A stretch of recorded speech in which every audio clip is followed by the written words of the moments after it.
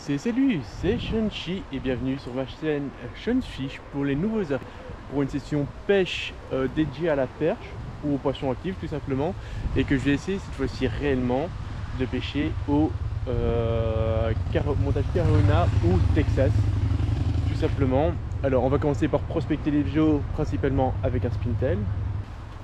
Donc voilà, ça c'est au niveau de l'introduction de ce qu'on va essayer de faire aujourd'hui. Sinon, plus globalement, qui je suis, donc pour les nouveaux arrivants, je suis un pêcheur qui pêche en Belgique du bord, principalement le canal Charleroi-Bruxelles et le canal central parce que c'est les deux canaux les plus proches de chez moi. Mon objectif c'est de vous montrer ce qu'est réellement la pêche, vous montrer que c'est pas spécialement facile, qu'on s'accroche, qu'on casse, qu'on fait capot. Donc c'est de vous montrer vraiment ma logique de pêche, comment je pêche, quelles sont mes idées, qu'est-ce que j'essaye de faire pour m'améliorer et comment je fais pour essayer de progresser. Donc ça, ce sont mes idées globales sur la pêche. Est-ce que j'ai quelque chose d'autre à vous dire? Oui, je suis débutant, ça fait 1 an que je pêche, donc du coup je ne dis pas que j'ai 100% raison sur ce que je fais, au contraire, ce que je vous propose en fait c'est de partager ma façon de faire et de vous demander, vous, comment vous faites pour pêcher. Qu'est-ce que vous faites, qu'est-ce que vous faites de différent? Sinon, plus précisément aujourd'hui, on est samedi 19 août, je pense, ou 20 août, ou 21 août, un truc comme ça, on est vers le 20 août, on va dire. Il fait 20 degrés, il fait plutôt bon, il est 13 h, donc on est en plein après-midi, donc c'est pas le meilleur moment pour pêcher. Donc le but aujourd'hui c'est vraiment de tester le Texas Rig, mais avant tout on va prospecter pour voir si on a du poisson, et dès que j'aurai du poisson un petit peu apathique que j'aurai prêt à cibler et qui ne mordrait pas sur mon spintail, je vais commencer à changer pour essayer de le faire mordre sur du Texas Rig. C'est l'idée, on va voir un petit peu ce que ça donne, on va découvrir la technique ensemble, je vous montre un petit peu les affaires, je vous ai montré aussi, je vais vous montrer maintenant tout le matériel que j'ai avec moi, comme ça vous pourrez discuter en fin de vidéo pour voir si j'ai pris les bons leurres avec moi.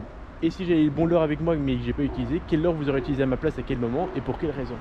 Donc voilà, sur ce, j'espère que vous avez passé un agréable moment et une bonne vidéo.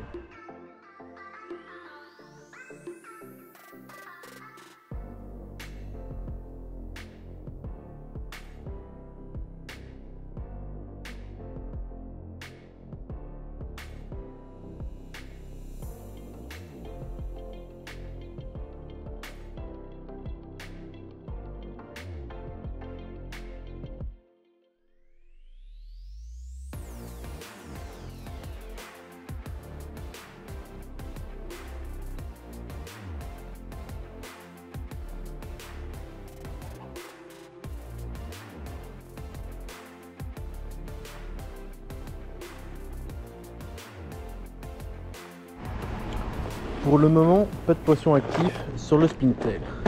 Je vais changer, toujours pour prospecter. Dans l'idée de prospecter, je passe sur un petit crank. La différence c'est que le petit crank, je l'anime plus lentement, c'est-à-dire que je le mouline moins vite. Et il est quand même en pêchant moins vite. Pourquoi je fais ça? Tout simplement parce que je vois que les eaux sont très claires. Je ne vois pas beaucoup de poissons actifs. Il y a plusieurs pêcheurs au coup que je vois en fait sur la full section, donc le blanc doit être présent. Et vu qu'on ne pêche pas dans les meilleures heures, je me dis que peut-être un petit crank pour pêcher les bordures sera plus efficace. Alors là je me suis bien planté dans le doigt. Ah voilà, j'arrive à le décrocher. Sera certainement plus pêchant. Donc une petite perche qui est derrière. Ouais, c'est 2 petites perches. Donc il y a des perches ici. Et je vais même relancer un peu plus loin. Je vais refaire un petit lancer, sinon on va essayer directement au Texas Rig. C'est tout petit comme poisson. Elles sont 3 fois plus grandes que mon petit leurre de 4 mm, donc ça doit être des perches de 12 cm environ. Et je ne les vois plus. Ok, est-ce que ce serait le moment de pêcher en Texas Rig? On va pêcher directement au Texas. Ok, on va faire le nouveau montage. Donc là j'ai localisé le poisson, je sais que j'ai les petites perches devant moi. On va voir si j'arrive à les faire en Texas Rig. Voilà, le montage est fait, ça m'a mis 5-10 minutes, le temps de m'installer. Donc le montage, il est constitué comme ci, je ne sais pas si vous voyez ça clairement, mais il y a une perle et un plombal, et puis un hameçon texan de petite taille. Alors, l'idée, c'est comme ça un montage. Normalement, il faut faire des stop flow en plus, que je n'avais pas et que je ne connaissais pas avant de venir aujourd'hui, pour pas vous mentir. Donc du coup, je sais que non, il faudrait des stop flow. Allez, maintenant on va piquer mon petit leurre, c'est une petite imitation de goby comme ça. Je pique ça comme ça par en dessous. Je vais le faire glisser jusqu'à l'avant et je vais le piquer à l'arrière de telle manière à ce qu'il redépasse par ici. Donc dois le piquer comme ça, plus ou moins. Hop. Voilà. Et là, il ressort bien. Et il devrait être suffisamment glissant pour attirer le poisson. Donc là, j'ai mis un plombal de 5 grammes. C'est la première fois que je pêche avec un montage Texas. Il est loin d'être parfait. Donc on va voir ce que ça donne. Donc je lance pas trop loin pour commencer. Ouais, là je ressens bien le fond. Et normalement c'est sur des petites tirées comme ça que je dois faire et après le laisser reposer. Et normalement mon leurre est censé reprendre du mou et être un peu plus souple. On va le faire, on va le tester ici tout près, à mes pieds. Donc je vais faire un lancer vraiment sur la bordure. Alors là il y a un petit peu de vent qui s'est levé forcément pour le temps que je faisais le montage, hein, sinon c'était pas drôle. Donc je vais ramener ça et je vais voir, au moins moi si je pourrais déjà avoir quelque chose, ce serait bien. Là je vois pas grand chose, hein, je vais pas vous mentir. Le plombal est collé à l'hameçon, c'est tout ce que je vois. Bon bah on va essayer comme ça, on va essayer un peu plus loin. Et on va voir ce que ça fait. J'espère que mon fil va se détacher un petit peu de mon plomb. J'ai l'impression que mon plomb va vraiment rester soudé au reste du montage. Donc là j'ai touché le fond. Une petite tirée, je mouline l'excédent et je laisse reposer sur le fond et j'attends comme ça, puis des petits mouvements sur le fond. Je sais pas, on va voir comment ça marche. Pour le moment ça m'a l'air assez complexe hein, comme montage. Peut-être qu'un montage Carolina aurait été plus intéressant. C'est avec un hameçon baril en plus, un petit baril en plus. Bon allez, je reprends si j'arrive à faire quelque chose, si je vois même quelque chose, parce que là ça m'a l'air assez compliqué. Ouais, j'ai vraiment l'impression que je suis plus en train de pêcher avec un montage Chibouresca là, où la tête plombée est vraiment liée à l'hameçon. Parce que j'ai pas l'impression que, d'après ce que je vois en remontant la bordure, que le fil, enfin que mon leurre souple s'éloigne un petit peu, se détache un petit peu du montage et puisse être attiré. Donc là-dessus j'ai un doute. Ok, j'ai un peu plus expérimenté le montage à proximité pour essayer de voir comment ça se donnait. J'ai l'impression que je dois faire des grosses tirées sèches et puis les laisser reposer. Et c'est au moment où ça se laisse reposer avec des grosses tirées sèches que le plomb prend un peu d'avance et se dissocie du montage. Donc je pense que je dois vraiment donner des coups vifs et puis laisser reposer. Coups vifs, puis laisser reposer. Je sais pas s'il y en a parmi vous qui pêchent beaucoup en montage Texas Rig. Si c'est le cas, n'hésitez pas à me dire si c'est comme ça ou non qu'il faut pêcher avec ce genre de montage. Hop, grosse tirée sèche, je rattrape mon excédent et je laisse reposer et je touche le fond. Alors là il y a un contre-courant de ouf, le vent avance d'un côté et tourne sous le pont, ce qui m'arrange pas beaucoup. Hop, je pense que je donne même pas des tirées sèches assez rapides. Voilà, donc on va changer, je vais mettre une petite croc ici. Donc comme précédemment, je la pique par le cul, hop, je la fais glisser. Je la tourne ici pour bien la coincer. Après ici en plus il y a une petite ouverture pour les hameçons texans, donc ça c'est bien. Et donc je vais essayer de la refaire glisser comme là tantôt. Donc l'hameçon doit être plus ou moins ici. Hop. Et on est directement à l'intérieur. Et là ça glisse bien. Donc ça c'est plutôt positif. Allez, on va voir pour la suite. Alors soit ma croche je l'avais mal fixée au départ, soit j'ai eu une touche et elle est un peu partie. À mon avis c'est juste moi qui l'ai mal fixée parce qu'elle semble assez glissante dans ce sens là. Elle a l'air de partir assez facilement en arrière. Je l'ai un peu mal fixée à mon avis. On va refixer ça. Ou sinon j'ai raté une touche, mais bon, vu ma chance depuis le début, j'ai plus envie de vous dire que j'ai raté que j'ai manqué une touche. J'ai encore du mal un petit peu à monter sur les hameçons texans, mais elle a l'air de fonctionner déjà un peu mieux cette croc. Après à voir si c'est le leurre idéal pour pêcher ici. Hein. Bon, je fais encore un lancer ici, puis je vais aller dans une zone un peu plus loin. Mais comme je vous le disais, c'est assez compliqué de se dire, d'apprendre par soi-même une technique un peu complexe, sans savoir vraiment quels sont les trucs et astuces pertinents à faire. Mais je vais quand même essayer d'essayer, on ne sait jamais. Bon, ça va faire quoi, une demi-heure, 3/4 d'heure que je pêche. Et là, tantôt, il y avait un pêcheur au coup, précisément où je suis, qui pêchait et qui a acheté toute sa bouffe dans l'eau. Ce qui a bien dû gaffer le poisson. Mais s'il y a des perches dans les environs, ça pourrait peut-être les attirer. Donc il a acheté tout ça ici à proximité. Alors les oies, ça fait un plaisir de se nourrir. Et on va tenter un petit peu notre chance ici. Toujours avec notre montage Texas Rig, vraiment en mode d'essai. Hein. À mon avis, ça va vraiment être une vidéo peu concluante, hein, sans doute, parce que j'arrive pas à utiliser le montage correctement, certainement. Donc c'est pas la faute du montage qui n'est pas efficace, c'est certainement le pêcheur qui ne sait pas s'en servir correctement. Et c'est ça aussi que je veux aussi vous montrer dans mes vidéos. Je suis pêcheur débutant, je comprends vos galères, vous, les autres débutants qui ont les mêmes niveaux que moi. C'est pas que les techniques sont... C'est pas qu'il n'y a pas de poissons, c'est que les poissons sont pas faciles spécialement à faire, qu'il faut connaître les bonnes techniques pour arriver à les appâter. Il y a plein de trucs à faire, il y a plein de possibilités, on a plein d'armes, il y a plein de techniques qui existent, il y a plein de leurres différents. Le poisson, il est certainement faisable d'une manière ou d'une autre. Il faut encore juste comprendre comment y arriver. Et c'est justement à ça que je veux essayer d'arriver à faire dans ma chaîne YouTube. C'est vous montrer que non seulement, à force de prospecter différents spots, de comprendre les différentes techniques, il y aura moyen à un moment ou à un autre de les faire. Par contre, mon leurre, il nage à l'envers. Hein. Bon, c'est peut-être pas dramatique, mais il nage quand même à l'envers. Ah, là, il y a un poisson qui vient de gober en surface. Je sais pas ce que c'était, ça fait un gros plouf. Ça sera un beau poisson, à mon avis. Enfin, soit, mon but de ma chaîne, c'est pas vous dire voilà comment il faut faire pour pêcher. C'était un oiseau qui était là sur le côté. Un petit canard ou une petite poule d'eau, à mon avis.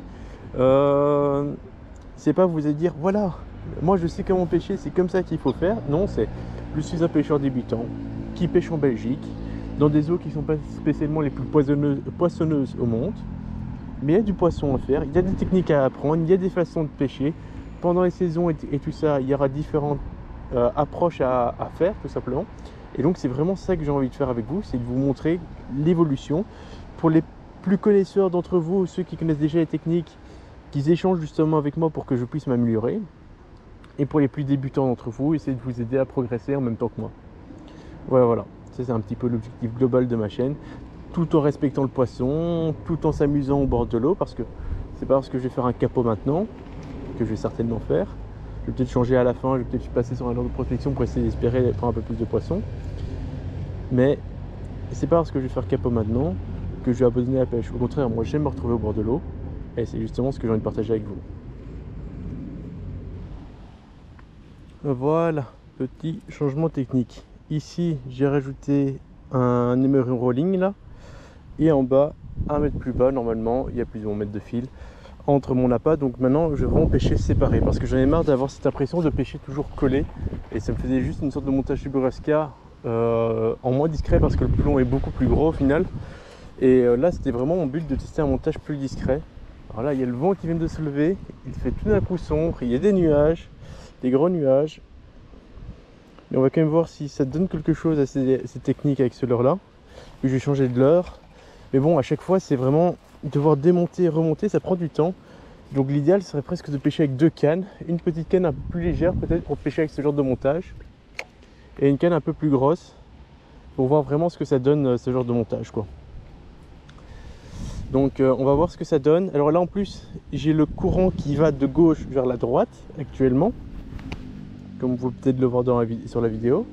Et donc ce que j'ai peur, c'est que ma croc remonte le courant. Et donc du coup, c'est à dire que j'ai ma croc qui est ici, mon plomb qui est là et mon fil qui est tendu comme ça. C'est à dire que quand je vais ferrer, la croc elle va faire ça comme mouvement. Ça devrait ferrer, mais moins bien que si elle ferrait dans le vrai sens, si elle était un montage vraiment dans un sens linéaire, quoi. Bon, c'est pas grave, on va essayer. De toute façon, c'est vraiment, on teste ce montage. Je sais que je ne le teste pas du tout dans les moments les plus optimales. Hein. Il est 13 h, donc on est en plein après-midi. C'est vraiment pas le moment. Normalement, au carnassier, c'est au lever et au coucher du soleil. C'est pas avant, c'est pas après. Enfin, si, ça peut être avant le coucher. Poisson. Oh. Bon, elle est décrochée. Oh. Ma première. J'ai fait une perche sur ce montage là. Oh, c'est nickel. Oh, excellent. Oh, bon, je l'ai décroché. On va quand même la valider parce que ça fait qu'un poisson. Oh, nickel. Ma toute première perche sur un montage avec un hameçon texan. Oh là là. Carolina, nous voilà. Oh, nickel. C'est excellent. Oh, vraiment là sur la bordure en plus. Oh, c'est... Waouh. Ah, je suis content. Ah, pour le coup, je pensais pas réussir mon montage aussi facilement comme ça. Je sais même pas à quel moment. Je l'ai ferrée, elle s'est pendue elle-même, je sais pas. Première fois que j'arrive à pêcher avec un hameçon texan où j'arrive à sortir un poisson. Bon, là, je décroche à la dernière minute, la preuve que l'hameçon texan n'est pas le plus évident. Mais en plus, nouveau montage et sur une croc, première fois que je valide mes crocs. Regardez comme c'est planant là, on voit bien que c'est planant. Ah ouais, j'adore. Oh ah oui, c'est excellent. Bah, on relance sur le même côté. Alors, mes lancers sont peu précis, d'après ce que je vois, je visais plus, encore un peu plus dans cette direction-là, vers la direction de ma canne, j'ai lancé par là. Donc, avec le fait qu'il y a le laisse qui est encore détaché par rapport au leurre, ça fait quelque chose d'un peu spécial, mais ok. Ok, je prends note, c'est intéressant. Et je pense que je l'ai pris justement, soit quand j'ai redémarré, soit juste après la pause. C'était une perche pas bien grande par rapport à la taille du leurre, ouais, donc c'est nickel, franchement. Oh là là. Oh, j'adore. Bah, franchement, quand on prend du poisson, forcément, directement, ça devient autre chose. Hein. Et donc, ce serait sur une pause. Je sais pas trop comment ça s'est passé exactement, mais content. Content, ça c'est sûr.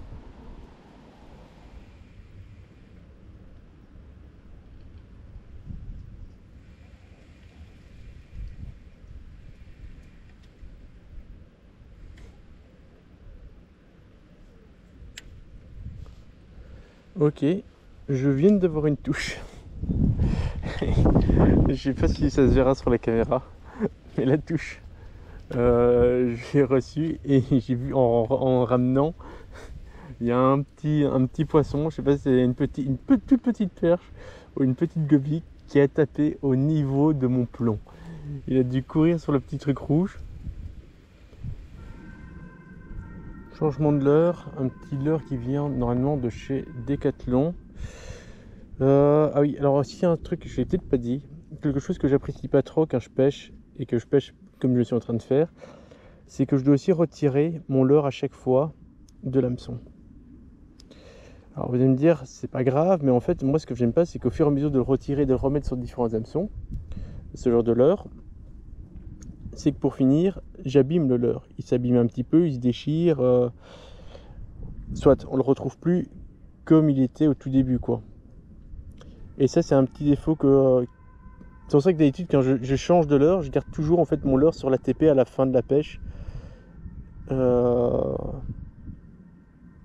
c'est pas parfait, je l'ai un peu piqué de côté. Et en plus, il est un peu gros ce leurre, j'ai l'impression pour l'hameçon que je suis en train d'utiliser.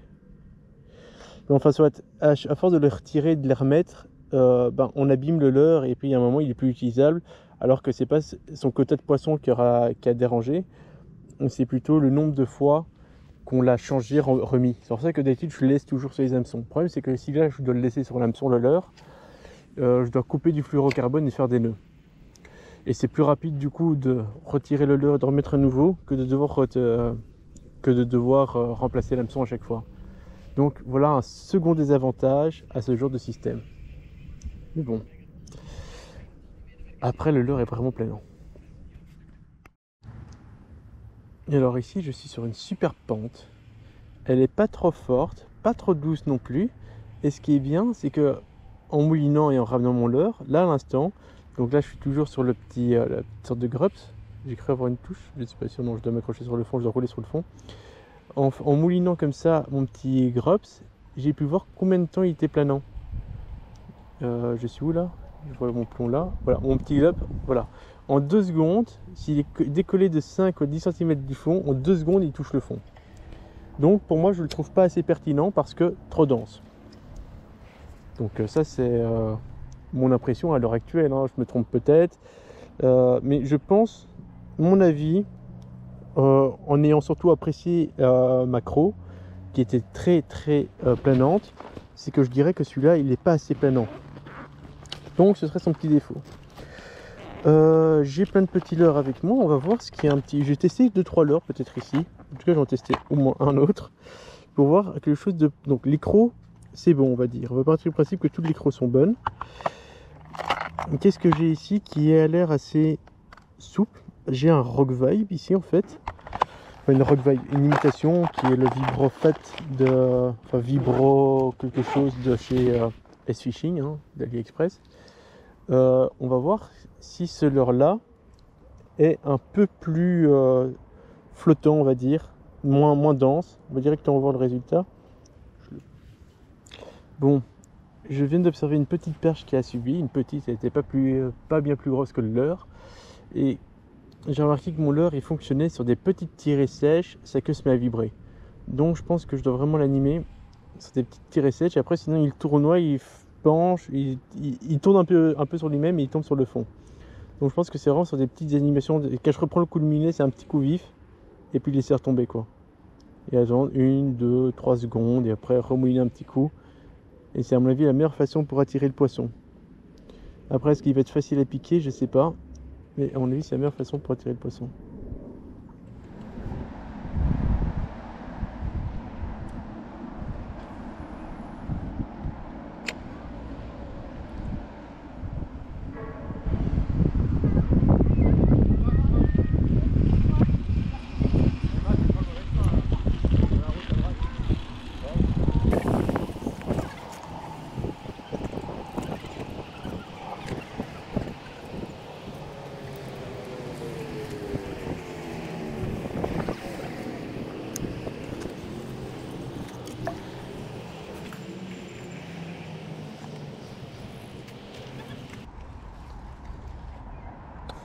Je sais pas si je dois vous montrer ou pas, mais je suis quand même lancé 2 fois d'affilée dans la branche là. Mais ce qui est génial, c'est que j'ai réussi à retirer mon montage avec facilité. Mon fil s'est pas enroulé et je me suis pas accroché grâce à l'hameçon texan. Est-ce que c'était une façon de tester si mon montage... J'ai une touche. Après j'ai peut-être eu une touche. En tout cas je voulais juste dire, est-ce que c'était une façon de vous dire que c'est comme ça qu'on teste ou pas si un montage texan, si mon montage s'accroche ou pas.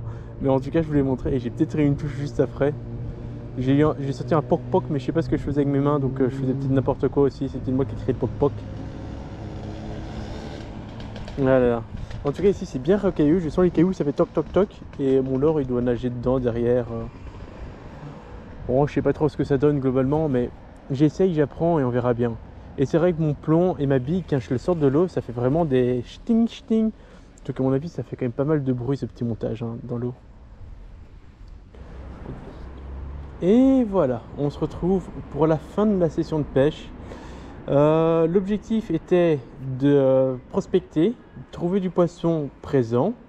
Et après, s'il n'était pas actif, d'essayer de le chercher au Texas Rig ou au montage Carolina. Texas Rig ne fut pas un succès, hein. J'ai pas aimé la façon d'animer le montage. Je trouvais que le plomb était trop souvent collé au leurre, du coup pas valide. Je suis passé au montage Carolina. Premier lancer que je fais au montage Carolina, je sors une petite perche qui se décroche une fois que je l'ai sortie hors de l'eau. Mais une perche quand même, donc satisfaisant et succès. J'ai ensuite testé un peu plus longtemps le montage Carolina, donc là ça va faire 1h30, 2h que je suis en train de pêcher avec. Là je suis revenu sur le spot initial parce que c'est la fin de ma session et que je pêche souvent dans un sens puis dans l'autre. Et donc voilà. J'ai eu des suivis, quelques suivis sur mon leurre Carolina quand je ramenais un petit peu trop vite. Il y a un bruit monstrueux, j'arriverai jamais à faire une belle fin. Donc quand je moulinais un petit peu trop vite, que je ramenais mon leurre trop vite en surface, j'ai vu que j'avais des suivis. Certainement parce que j'ai pas fait assez de pause, que j'ai manqué le poisson. Et j'ai eu aussi à 2 reprises des perches qui sont venues chercher au niveau de mon plomb, qui ont eu un suivi à ce niveau-là. Donc voilà au niveau des infos. J'ai remarqué qu'il y avait des leurres qui étaient plus intéressants que d'autres. Par exemple les leurres planants comme les crocs que j'utilise ont l'air assez intéressantes à ce niveau-là. Donc voilà. Le montage ne s'est jamais accroché sur quoi que ce soit. Donc à ce niveau-là, il est aussi plutôt safe. Hein. Donc c'est un montage que je peux utiliser sans me stresser ou autre. C'est-à-dire que je peux pêcher des milieux assez encombrés à mon avis sans risquer ou sans trop risquer de m'accrocher. Donc voilà, si vous avez des commentaires à me faire par rapport à l'utilisation, si vous trouvez que j'ai fait une aberration, que j'ai très mal utilisé mon montage, surtout n'hésitez pas à me faire des commentaires et à me dire comment je dois faire pour me corriger. Si la vidéo vous a plu, que vous êtes débutant vous aussi, que ça vous a donné envie d'essayer le montage Carolina, bah, je suis content, c'est un petit peu le but. Et voilà, je pense que j'ai dit plus ou moins un petit peu tout. Et sur ce les amis, moi je vous dis salut et à la prochaine. Et merci, un tout grand merci de me suivre. Et allez, sur ce, à la prochaine. Bye, stay Fish sur